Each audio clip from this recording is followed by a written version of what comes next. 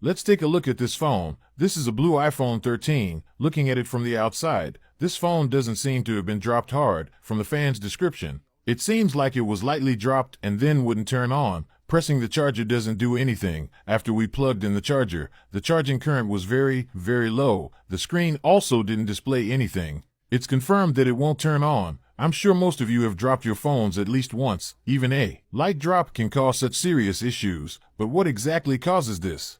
I'm sure over 90% of iPhone users wouldn't guess the reason. After softening the screen blue, we opened the phone. It's very clean and neat inside. This is clearly the first time it's been opened. When your phone has such issues, don't keep trying to turn it on or charge it. Why? Let's keep watching. Today, you'll learn a lot of things. If it helps you, I'd appreciate a like and sharing with friends. Thank you. Since it won't turn on, we need to remove the motherboard. All the screen, battery, and accessories are connected to the motherboard via ribbon cables. We removed the motherboard. The iPhone 13 also has a dual-layer motherboard. Since it won't turn on, we added a power meter to test it. We pressed the power button and found that the current was over 2,000 milliamp hours, and the meter showed a short circuit. We placed the motherboard under a thermal camera. We noticed that the right side of the hard drive was getting very hot. Why is it overheating here? How did this happen?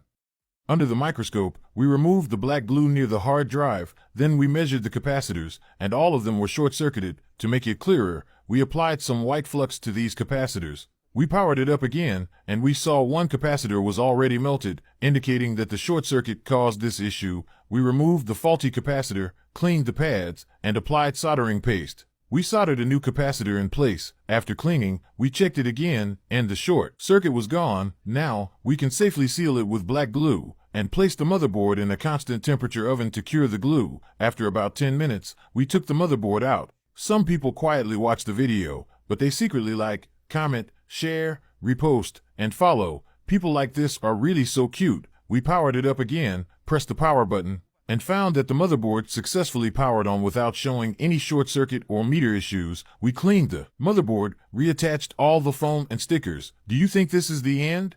No, we continued cleaning. Now we started reinstalling the motherboard, and actual repairs. iPhone 13, iPhone 12, and iPhone 14 are prone to issues with this capacitor. Now, we'll analyze why this capacitor is prone to failure and why it always fails near the hard drive. First of all, Apple uses multi-layer ceramic capacitors, which are made by stacking hundreds of layers of ceramic and metal electrodes. This structure tends to crack under vertical impact, causing the adjacent electrodes to short-circuit. Additionally, this capacitor is placed next to the hard drive chip. During a drop, it faces the greatest bending stress, which can crack the solder joints or the capacitor itself. This is because this area is where the motherboard bends in a 7 shape, so when the phone falls, the corner takes the most strain. Now, do you understand? If you do, I'd appreciate a like. Thank you. Is this a design flaw or a common issue?